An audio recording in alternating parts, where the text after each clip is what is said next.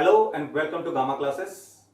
जैसा कि first lecture में हम लोगों ने इलेक्ट्रिक करंट के बारे में डिस्कस किए थे, आज उसी लेक्चर के बेस्ड पे जो है कुछ न्यूमेरिकल हम लोग जो है डिस्कस करेंगे। तो चलिए हम लोग अपने क्लास को स्टार्ट करते हैं। तो उस न्यूमेरिकल को बनाने के लिए जो है कुछ फार्मूला का जरूरत पड़ेगा। उस फार्मूला को हमने जो इस बोर्ड पे लिखा है उस फार्मूला को थोड़ा सा देखते हैं। तो देखिए क्या है, व्हेन I इज कांस्टेंट, जब आपका करंट जब हम लोग कांस्टेंट लेंगे तो उस केस में अगर हमें बाय द वे आपको पूछेगा कि चार्ज का वैल्यू निकालिए, तो चार्ज का वैल्यू हो जाएगा del Q equal to I into del T. I आपका करंट है, डेल टी आपका जो है टाइम इंटरवल है। ये फॉर्मूला तभी यूज करेंगे जब हमारा जो है आई हमारा कांस्टेंट हो, करंट हमारा जो है कांस्टेंट होगा, तभी यूज करेंगे। दूसरा कंडीशन ये है, व्हेन आई इज वेरिएबल, जब आपका करंट का वैल्यू जो है वेरिएबल है, इसका मतलब है कि करंट आपका किसी ना किसी चीज का फंक्शन होगा। तो जनरली आपका करंट जो है टाइम का फंक्शन दिया हुआ रहेगा। तो वैसे केस में हम लोग जो है, आपको अगर टोटल चार्ज निकालना है तो टोटल चार्ज को निकालने के लिए हम लोग जो है del Q equal to integration of I D T T I to T F. T I क्या है आपका, ये इनिशियल टाइम, और टी एफ फाइनल टाइम। जिस टाइम इंटरवल के बीच में आपको जो है टोटल चार्ज निकालना है, उस टाइम इंटरवल के बीच में आई डी टी का हमें इंटीग्रेशन करना है। तो इस फॉर्मूला से हमारा जो है टोटल चार्ज आपको पता लग जाएगा। तीसरा केस है, जब आपका जो है when a graph is given between I and T, current और टाइम के बीच में आपको जो है एक ग्राफ दिया हुआ रहेगा। या तो आपको डायरेक्ट ग्राफ ड्रॉ करके दिया हुआ रहेगा, या तो आपको जो क्वेश्चन में ऐसा कुछ दिया हुआ रहेगा कि जिससे आप जो है ग्राफ ड्रॉ कर सकते हैं आई और टी में। तो वैसे केस में हम लोग जो है आपका जो है del Q equal to area under I and T graph. तो वैसे क्वेश्चन को हम लोग जो है आई और टी में जो ग्राफ है उस दोनों के बीच का जो एरिया निकाल लेंगे, तो ये आपको जो है टोटल चार्ज के बारे में बताएगा। तो इसी तीन फार्मूला का यूज करते हुए हम लोग जो है आज इस पे कुछ 4-5 न्यूमेरिकल डिस्कस करेंगे। जैसा कि कल हमने आपको जो है एक असाइनमेंट भी अपलोड किए थे, वो असाइनमेंट भी आपका इसी तीन फार्मूला पे बनेगा। अगर बाय द वे उस असाइनमेंट में कोई प्रॉब्लम है तो हम जो क्वेश्चन जो डिस्कस करने जा रहे हैं उस क्वेश्चन से आपका सारा प्रॉब्लम जो है सॉल्व हो जाएगा। ओके, तो चलिए हम लोग अपने पहले क्वेश्चन को देखते हैं। ये हमारा फर्स्ट क्वेश्चन जो है करंट के बेसिक डिफिनेशन पे जो है आपका ये बेस्ड है। आपका करंट के बेसिक डिफिनेशन पे ये बेस्ड है। तो इस बेसिक डिफिनेशन को अगर आप अच्छा तरीका से समझ लिए तो इसे बनाना आपके लिए बहुत ही इजी है। तो चलिए इस क्वेश्चन पे आते हैं। क्या बोल रहा है, in a given time of 10 second 40 electrons pass from right to left. Right से लेफ्ट के तरफ जो है कितना इलेक्ट्रॉन पास कर रहा है, 40 इलेक्ट्रॉन्स पास कर रहा है। और कितने सेकेंड में, 10 सेकेंड में आपका पास कर रहा है। ठीक है, इन the same interval of time, उसी टाइम इंटरवल में माने 10 सेकेंड में 40 proton also passes from left to right। Left से राइट के तरफ जो है 40 प्रोटॉन जो है आपका जो है ये भी आपका जो है पास कर रहा है लेफ्ट से राइट के तरफ। और कितने टाइम में, 10 सेकेंड में पास कर रहा है। ठीक है, ये क्वेश्चन दिया हुआ है आपका जो ये बोल रहा है is the average current zero, क्या एवरेज करंट जीरो के बराबर होगा। तो एवरेज करंट आपको निकालने के लिए जो है सबसे पहले हम लोग आते हैं करंट के डिफिनेशन पे। करंट के डिफिनेशन हमने क्या बताया था, फ्लो ऑफ चार्ज। अगर चार्ज फ्लो करता है तो उसे हम लोग जो है करंट कहते हैं।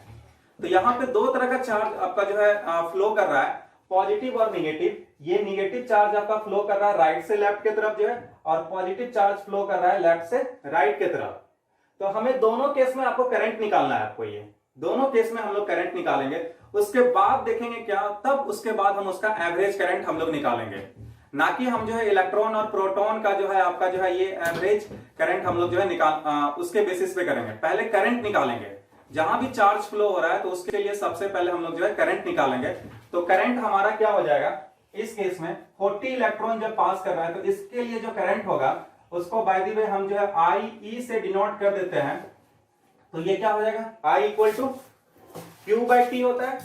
तो क्यू का वैल्यू कितना हो जाएगा, 40 इलेक्ट्रॉन है तो क्यू बराबर एन ई होता है 40, और एक इलेक्ट्रॉन पे चार्ज क्या होता है, ई के बराबर होता है। और टाइम इंटरवल कितना हो गया, 10 हो गया आपका। ठीक है, तो ये फर्स्ट केस में आई, ये आपका इलेक्ट्रॉन के कारण करंट हो गया। प्रोटॉन के कारण करंट क्या होगा, वैल्यू जो से आईपी से डिनोट करते हैं, तो ये कितना नंबर ऑफ प्रोटॉन है 40, चार्ज का वैल्यू हो जाएगा Q बराबर NE, तो N का वैल्यू 40 हो गया, और एक प्रोटॉन पे चार्ज कितने के बराबर होता है, E के बराबर, और टाइम इंटरवल आपका 10 है। तो ये इलेक्ट्रॉन के कारण करंट निकल गया और प्रोटॉन के कारण करंट निकल गया। अब हमें इसका क्या निकालना है, एवरेज करंट निकालना है। तो एवरेज करंट के लिए सबसे पहले दोनों का डायरेक्शन देखना होगा, दोनों करंट का डायरेक्शन क्या सेम डायरेक्शन में है। अगर सेम डायरेक्शन में है तो ऐड हो जाएगा, अगर ऑपोजिट डायरेक्शन में है तो क्या होगा, सब्ट्रैक्ट हो जाएगा। तो ये जो है आपका, हम लोग जानते हैं करंट का डायरेक्शन क्या होता है, प्रोटॉन का पॉजिटिव चार्ज जिस डायरेक्शन में फ्लो करता है वही डायरेक्शन करंट का होता है, या निगेटिव चार्ज जिस डायरेक्शन में फ्लो करता है उसका ऑपोजिट डायरेक्शन लेंगे तो वो हमें करंट का डायरेक्शन बताएगा। ठीक है, तो इस केस में क्या था, इलेक्ट्रॉन जो है राइट से लेफ्ट की तरफ फ्लो कर रहा था, ये निगेटिव चार्ज है, तो इस केस में करंट क्या हो जाएगा, इसका ऑपोजिट डायरेक्शन, इसका मतलब इधर से इधर की तरफ हो जाएगा। निगेटिव चार्ज अगर फ्लो कर रहा है उसका डायरेक्शन दिया है तो करंट का डायरेक्शन निगेटिव का ऑपोजिट हो जाता है। तो इस केस में आई जो है इसका करंट का डायरेक्शन ये लेफ्ट से राइट की तरफ। प्रोटॉन पॉजिटिव चार्ज है आपका ये, तो इस केस में करंट का डायरेक्शन जो पॉजिटिव चार्ज है वही डायरेक्शन होगा, तो इसका भी लेफ्ट से राइट की तरफ। तो दोनों केस में हम लोग देख रहे हैं क्या, कि करंट का डायरेक्शन सेम है। जब करंट का डायरेक्शन सेम है तो क्या होगा, ये टोटल करंट क्या होगा, दोनों को हम लोग जोड़ेंगे आपका ये, तो जब दोनों को ऐड करेंगे तो एवरेज करंट क्या कभी जीरो होगा, कभी भी जीरो नहीं होगा आपका ये। तो is the average current zero, no, average current can't be zero because both the currents are in the same direction, दोनों सेम डायरेक्शन में, इसलिए एवरेज करंट आपका जीरो नहीं होगा। वही आपका क्वेश्चन में भी आपको जो है लिख दिया आगे, इफ नॉट, अगर नहीं है, then find the value of the average current. तो एवरेज करंट का वैल्यू हमें निकालना है। तो एवरेज करंट का वैल्यू क्या होगा, दोनों आपका जो है इलेक्ट्रॉन के कारण जो करंट है और प्रोटॉन के कारण करंट जो है आपका, दोनों को ऐड कर देंगे तो एवरेज करंट आपका हो जाएगा वैल्यू है IAB IE प्लस IP के बराबर हो जाएगा।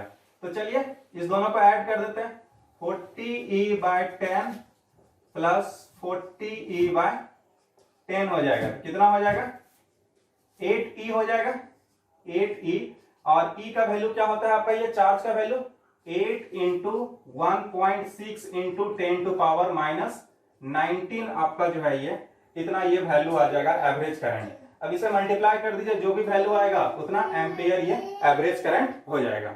ओके, तो यहां पे आपको ध्यान रखना है क्या, करंट का डायरेक्शन किधर लेते हैं उस कॉन्सेप्ट पे है, और करंट का डिफिनेशन क्या होता है उस कॉन्सेप्ट पे जो है ये क्वेश्चन बनाया गया है। पॉइंट क्लियर है ये? ठीक है, अब नेक्स्ट क्वेश्चन पे आते हैं हम लोग। ये नेक्स्ट क्वेश्चन है हमारा, जो आज हमने जो है 3 फार्मूला को डिस्कस किया था, उसी 3 फार्मूला के बेसिस पे है आपका। तो चलिए ये क्वेश्चन क्या है आपका, एक कांस्टेंट करंट, कैसा है आपका ये, constant current of 4 ampere passes through a wire for 8 second.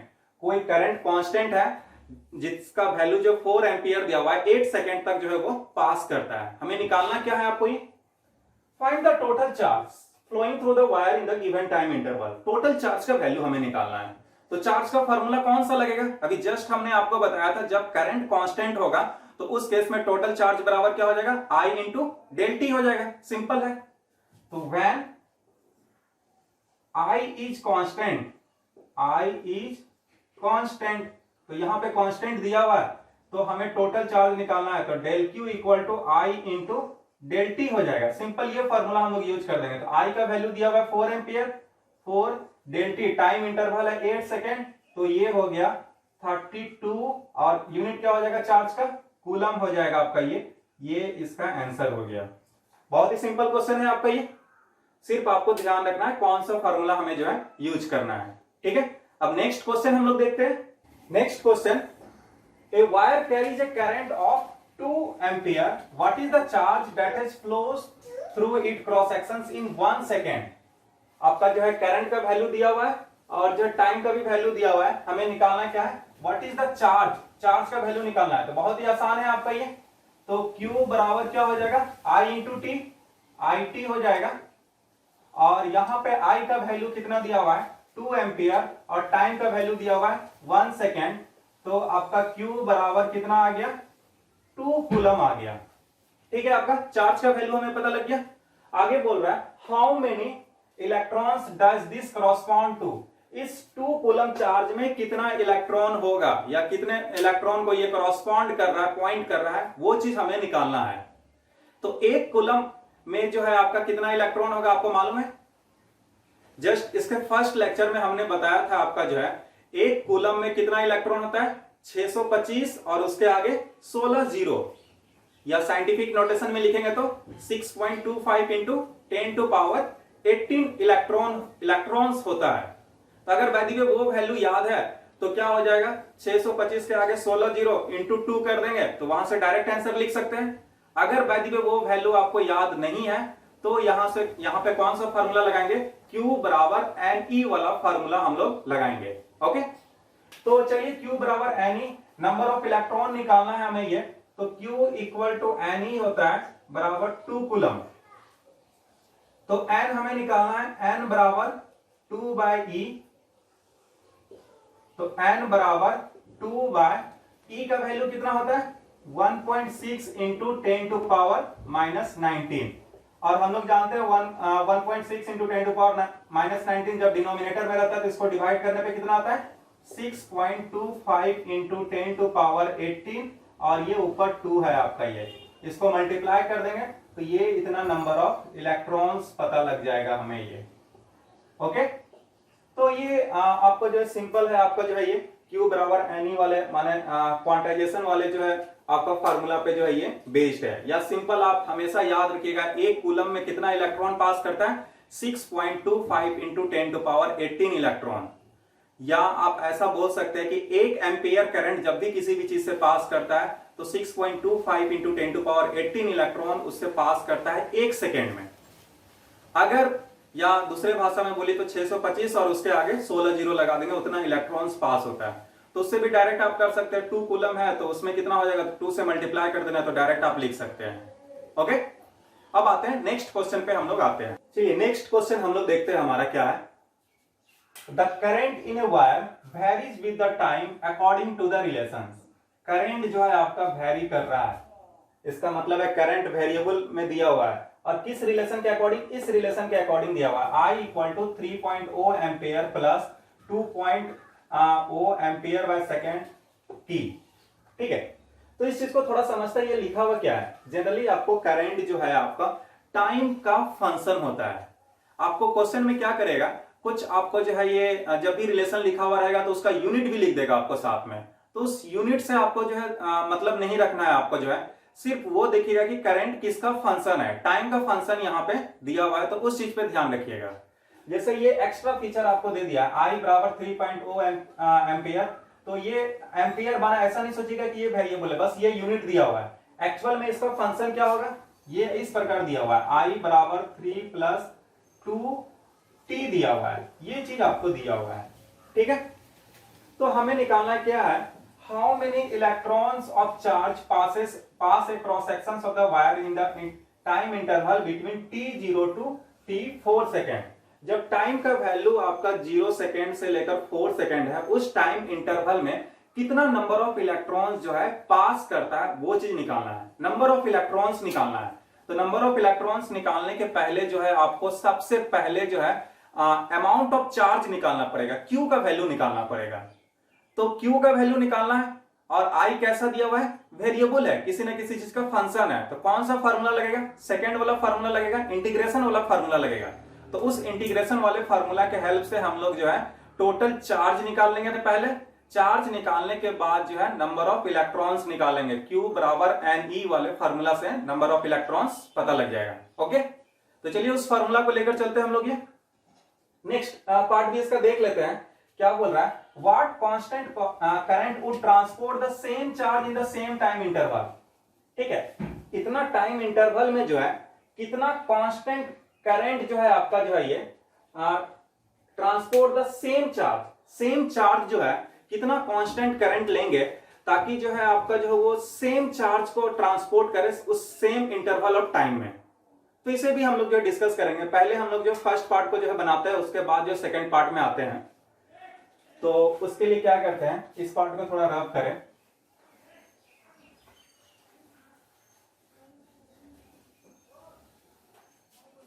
तो आपको जो है नंबर ऑफ इलेक्ट्रॉन्स निकालना था, तो सबसे पहले हमें जो है डेल क्यू का वैल्यू निकालना पड़ेगा। और कौन सा फार्मूला लगाएंगे हम लोग, ये आपको इंटीग्रेशन वाला फार्मूला लगाएंगे, क्योंकि आई आपका वेरिएबल है। तो ये फार्मूला था हमारा TI2 TF I dt, ये फार्मूला था। तो चलिए, TI का वैल्यू कहां से कहां लेना है, 0 से लेकर 4 सेकेंड के बीच में आपको निकालना था। तो 0 से 4, और I का जो है ये क्या दिया था, 3 + 2t, ऐसा कुछ था आपका ये, ठीक है, 3 + 2t आपका ये फंक्शन था I का वैल्यू, और ये dt। अब इसे इंटीग्रेट करना है हमें ये, तो चलिए इसे इंटीग्रेट कर देते हैं। ये आप जब इंटीग्रेट करेंगे तो अंदर में ये 3 है, तो 3 का क्या हो जाएगा आपका ये 3t, और इसका क्या हो जाएगा आपका ये 2t²/2। क्लियर है? ये इंटीग्रेशन का बेसिक फार्मूला मालूम होना चाहिए। पावर फार्मूला क्या है, xn+1/n+1। ठीक है, एक पावर इंक्रीज कर देते हैं, और जितना इंक्रीज पावर है उसी से हम लोग जो है डिवाइड करते हैं आपका जो है।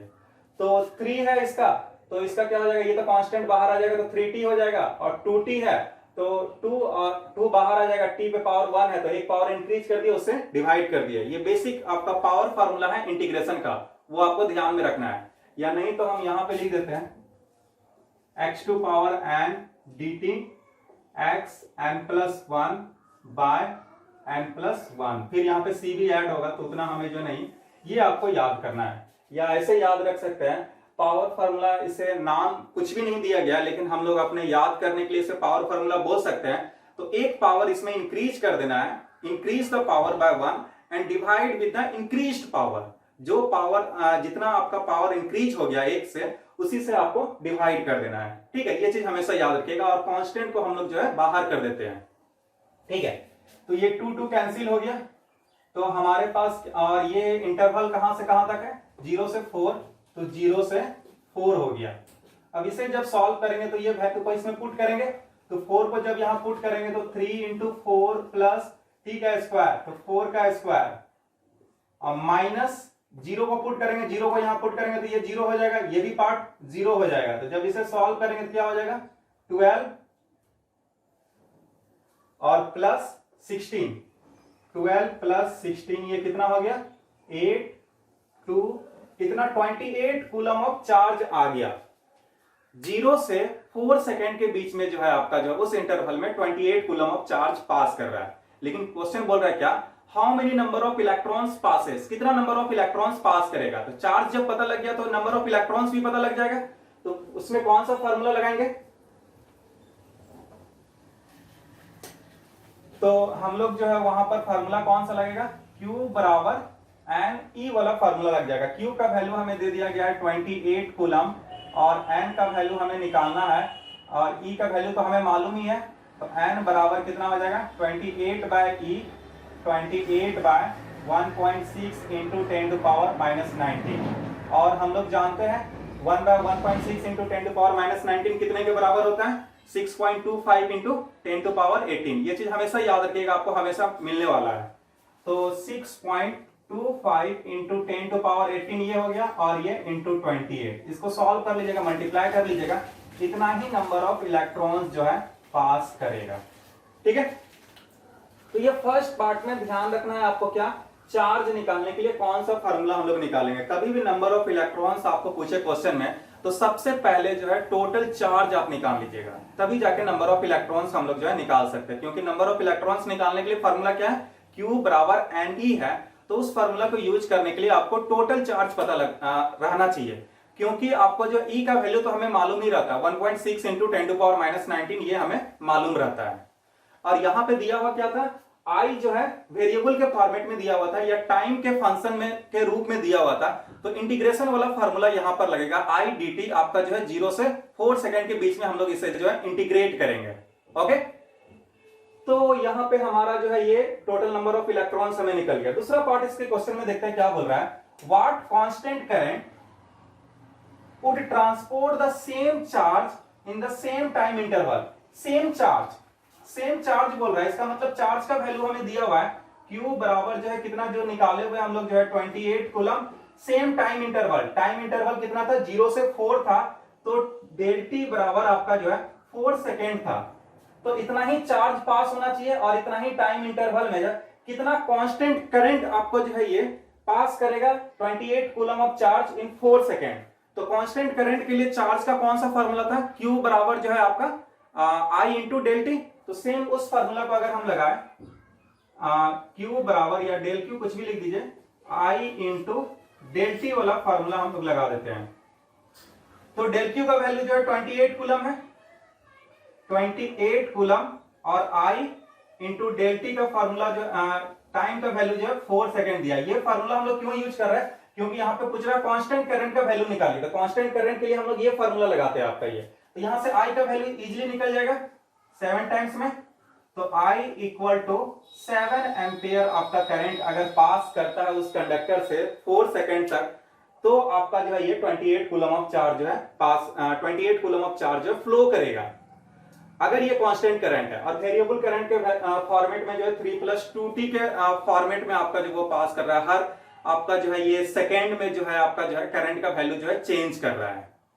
तो ध्यान रखना है आपको जो है कौन सा फॉर्मूला आपको लगाना है चार्ज निकालने के लिए। और आपको हमेशा चार्ज निकालना पड़ेगा, कभी भी नंबर ऑफ इलेक्ट्रॉन्स निकालना है तो उसके लिए आपको देखना पड़ेगा कि करंट कांस्टेंट है या वेरिएबल है। वेरिएबल के रूप में है तो इंटीग्रेशन वाला फार्मूला लगाएंगे, उसके लिए बेसिक फार्मूला आपको जो है पावर वाला फार्मूला आपको ये मालूम रहना चाहिए। ठीक है, दो टाइप के क्वेश्चन को देखें, कांस्टेंट वाले करंट में भी देखें, वेरिएबल वाले करंट में देखें। अब जो है एक ग्राफ वाला भी क्वेश्चन हमें देखना है। ठीक है, तो आते हैं हम लोग नेक्स्ट क्वेश्चन पे। तो ये क्वेश्चन आपका जो है ग्राफ पे बेस्ड है।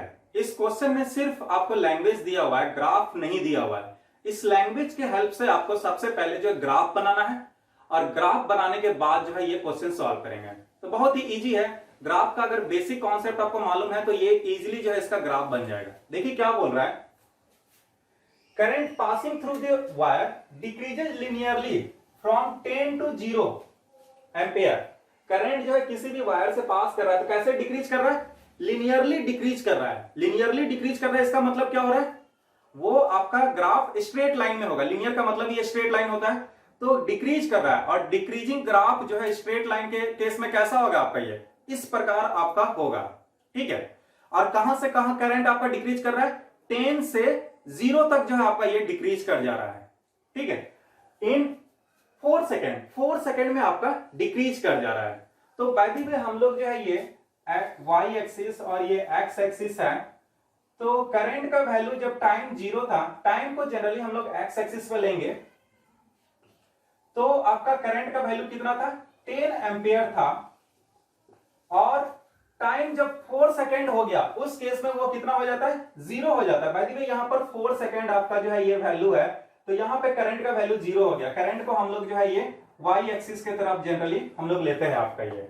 तो 10 एम्पियर से आपका कहां तक आ गया, 0 तक आ गया आपका ये 4 सेकेंड में। लिनियरली डिक्रीज कर रहा है, जब लिनियरली डिक्रीज कर रहा है तो ग्राफ कैसा होगा आपका, ये इस प्रकार होगा। हमेशा याद रखिएगा, डिक्रीमेंट के केस में लिनियरली में आपका ये इस प्रकार ग्राफ होगा, और जब इंक्रीज करेगा तो कैसा ग्राफ हो जाएगा, उस केस में ये यहां से इस प्रकार ये जाएगा। तो अभी हम लोग जो है डिक्रीज वाले क्वेश्चन बना रहे हैं, तो ये ग्राफ से हमें जो है सिर्फ डिक्रीज वाले पे ध्यान रखेंगे। तो ये चीज आपको मालूम रहना चाहिए इतना। ठीक है, तभी ये क्वेश्चन सॉल्व हो सकता है, वरना प्रॉब्लम आ जाएगा। आगे बोलिए, आगे देखिए क्या बोल रहा है, find the charge flowing through the wire in the given time interval. इस टाइम इंटरवल में कितना चार्ज फ्लो कर रहा है वो चीज हमें निकालना है। तो इजीली है, आपको I और T के बीच में ग्राफ दिया हुआ है, या ग्राफ आप ड्रॉ कर लिए, टोटल चार्ज निकालना है। तो टोटल चार्ज कैसे निकालेंगे, दोनों I और T के बीच में हमें जो है क्या निकालना है, उसका एरिया निकाल लेना है। एरिया निकालेंगे वही चार्ज का वैल्यू होगा। तो चार्ज डेल Q बराबर क्या हो जाएगा, area under IT graph. IT graph का मतलब करंट और टाइम के बीच में जो ग्राफ है उसके अंदर जो एरिया है वो चीज हम लोग निकाल लेंगे। तो ये पार्ट वाला एरिया हो जाएगा, ये आपको एरिया निकालना है। तो राइट एंगल ट्रायंगल है, क्या हो जाएगा formula, half into base into height. Half base का वैल्यू कितना हो जाएगा, 4 हो जाएगा, इंटू हाइट का वैल्यू कितना हो जाएगा आपका, ये 10 हो जाएगा। तो ये हो गया 20 कूलम ऑफ चार्ज जो है आपका जो है ये आ गया। तो बहुत ही बेसिक क्वेश्चन है। बेसिक क्वेश्चन को हम लोगों ने डिस्कस किया तीन फार्मूला आपको ये याद रखना है। जब करंट का वैल्यू जब अलग अलग हो, जब कांस्टेंट होगा तो सिंपल मल्टीप्लिकेशन वाला फार्मूला, जब वेरिएबल होगा या टाइम का फंक्शन होगा तो इंटीग्रेशन वाला फार्मूला, जब ग्राफ दिया हुआ है या आप ग्राफ ड्रॉ कर सकते हैं तो एरिया निकाल लेना, उससे आपको टोटल चार्ज निकल जाएगा। और क्वेश्चन कैसा डिस्कस किए, जब भी आपको नंबर ऑफ इलेक्ट्रॉन्स निकालना है तो टोटल चार्ज निकालना पड़ेगा। सबसे पहले टोटल चार्ज निकालने के बाद जो है Q बराबर NE वाला फार्मूला हम लोग लगाएंगे, तब जाके आपका टोटल नंबर ऑफ इलेक्ट्रॉन या आपका जो है जो भी पार्टिकल्स है उसका नंबर पता लग जाएगा। फिर एक और कैसा क्वेश्चन डिस्कस किए करंट के जो है बेसिक डिफिनेशन पे हम लोग जो है डिस्कस किए। करंट का जो है क्या होता है, फ्लो ऑफ चार्ज, जहां भी चार्ज फ्लो कर रहा है, जो भी पार्टिकल्स में चार्ज है वो फ्लो कर रहा है, तो हर पार्टिकल्स के कारण जो हम लोग जो है करंट निकालेंगे इंडिविजुअली। उसके बाद अगर बाकी पे एवरेज करंट पूछ देता है तो वो सारे इंडिविजुअल पार्टिकल्स के कारण जितना भी करंट निकला है सबको हमें ऐड करना है उसके डायरेक्शन को लेते हुए। तो करंट का डायरेक्शन क्या होता है, पॉजिटिव डायरेक्शन में पॉजिटिव चार्ज जिस डायरेक्शन में फ्लो कर रहा है वही करंट का डायरेक्शन होगा, या आपका निगेटिव चार्ज जिस डायरेक्शन में फ्लो कर रहा है उसका ऑपोजिट डायरेक्शन जो है आपका करंट का होगा। अगर सेम डायरेक्शन में करंट है तो दोनों के करंट के वैल्यू को एड अप कर देंगे, अगर ऑपोजिट हो रहा है तो वहां पे सब्ट्रैक्ट कर देंगे, तभी जाके आपका एवरेज करंट निकलेगा। तो ये कुछ बेसिक क्वेश्चन हम लोगों ने डिस्कस किया। कुछ आपके जो है ये असाइनमेंट में भी हमने क्वेश्चन दिया है, उस क्वेश्चन को भी आप सॉल्व कीजिएगा। उसमें एक क्वेश्चन होगा ऐसा कुछ बोर्स नाम करके, एक सेकेंड, आपके असाइनमेंट में हमने एक क्वेश्चन दिया था, क्वेश्चन नंबर 4 है आपका ये।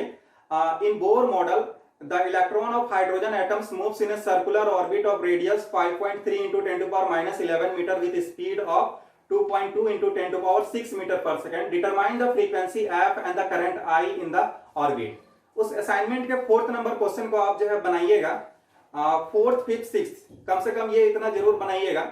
अगर बाय द वे प्रॉब्लम आता है तो हमें व्हाट्सएप पे मैसेज कीजिएगा, फिर हम उस क्वेश्चन को हम जो है डिस्कस करेंगे। ओके, अगले वीडियो लेक्चर में अगर इसमें असाइनमेंट में डाउट होता है तो उस क्वेश्चन को भी डिस्कस करेंगे, और इसके फर्दर जो हम लोग जो है ये क्वेश्चन फर्दर जो है इसके लेक्चर को आगे प्रोसीड करेंगे। उसमें हम लोग मोबिलिटी के बारे में पढ़ेंगे, आपको करंट डेंसिटी के बारे में पढ़ेंगे, हम लोग जो है ये ड्रिफ्ट वेलोसिटी के बारे में पढ़ेंगे। कुछ बेसिक और डिफिनेशन करंट में हमें जो है पढ़ना है। ठीक है, have a good day, thank you.